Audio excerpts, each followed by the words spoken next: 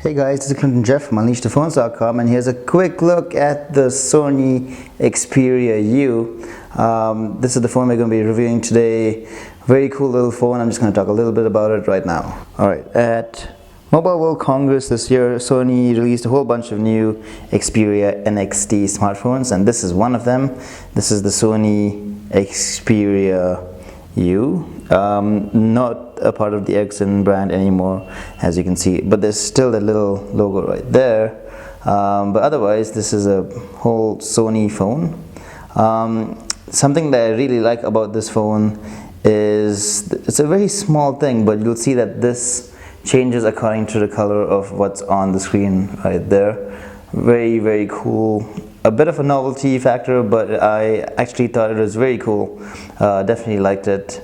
Especially this deep orange color, and it also changes depending on the theme that you have. Like right now you have a bit of a pinkish theme to it, but otherwise you can also change it to let me pick turquoise, for example, which changes the whole theme and even the LED. So a very cool little thing. I really like it. You can also change this little plastic panel right here. It comes with a black color panel, but it also comes with a pink or a blue panel in box. So tiny little things, but it is very cool, at least from a personalization point of view. It's the cheapest of the four NXT phones available. You will notice that there are these little touch buttons right there for your basic Android controls like home, menu, and action, back, sorry.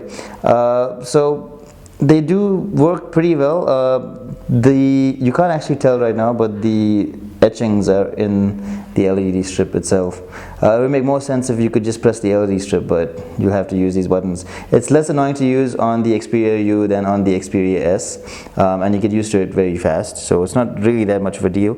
There's a 1 GHz processor powering it, and that's a 3.5-inch screen with pretty good viewing angles, though the colors do change a little bit at extreme angles. The resolution is 854 by 480, and at the back you have a pretty capable 5-megapixel camera. Not the best, but certainly not the worst we've used, and a single LED flash, which, as you guys know, I'm not a big fan of. So we have more camera samples available on the blog that you guys can check out for an idea of how good or bad the camera is. Moving on, it's a curious decision, but Sony has only given the Xperia U 4 GB of internal memory, which means that you are limited. There is no micro SD card slot, and it does use, in case you guys were wondering, a standard SIM. It does come with a micro SIM card slot adapter in the retail package though. But yeah, there's only 4 GB of internal memory, and there is USB on the go, so you can buy the USB on the go cable and maybe use that. But it is very limiting, and that is a bit of a problem. Otherwise though, everything's really fast. Like I said, a dual core 1 GHz processor with 512 MB of RAM, so it is a very capable little phone, but yes, that is limited by the 4 GB of RAM.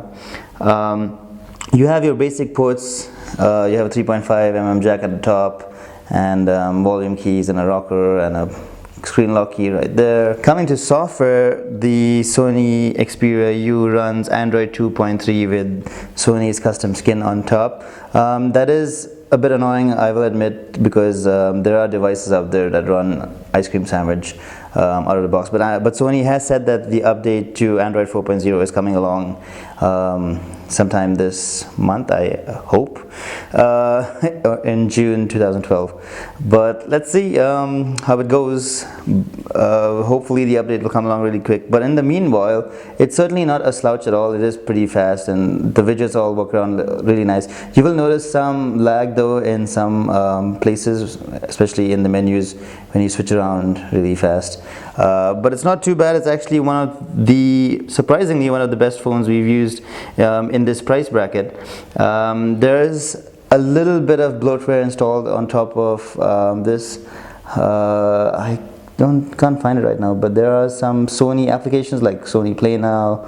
There's Office Suite installed, which I don't think is really necessary. There's Wise Pilot, and basic stuff that's already available. There's Sony Music Unlimited and Sony Video Unlimited services available. Again, it depends on your region. And there's basically a couple Sony apps installed to kind of help you. We've detailed this out on the blog, so you can check it out on the blog. And yeah, I guess that's about it. Overall performance, as you saw, is pretty good, not too bad at all.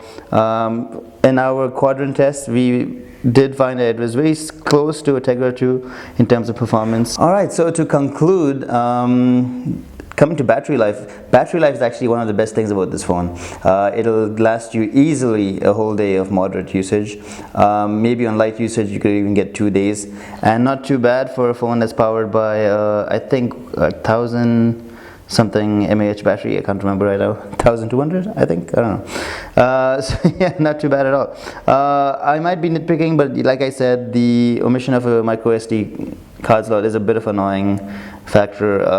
It is very limited by the 4 GB of internal memory, but it is a really fantastic phone. You can really hold it and use it really nicely, and I actually liked it compared to the size of the Xperia S, for example. I thought it was a lot more easier to use in public, and just day-to-day activities. It's really fast. Like I said before, it's actually become one of my favorite phones of this year so far. And that's really saying a lot, because I do get to play with a lot of them. I like the size, I like the build quality, I love the LED changing color LED strip thing. Very relatively minor feature, but it is very clever, and I do think that owners of the Xperia will really like that. But I guess that's about it. I think it's a fantastic phone.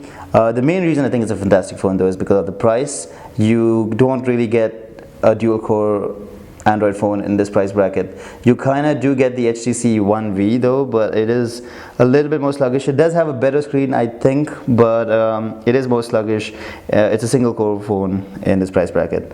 So yeah, the Xperia U right there, ladies and gentlemen, very recommended. Definitely check out the blog post to get a better idea of what we think. But in the meanwhile, if you all have any questions, do let me know in the comment section below, or on the blog on unleashthephones.com.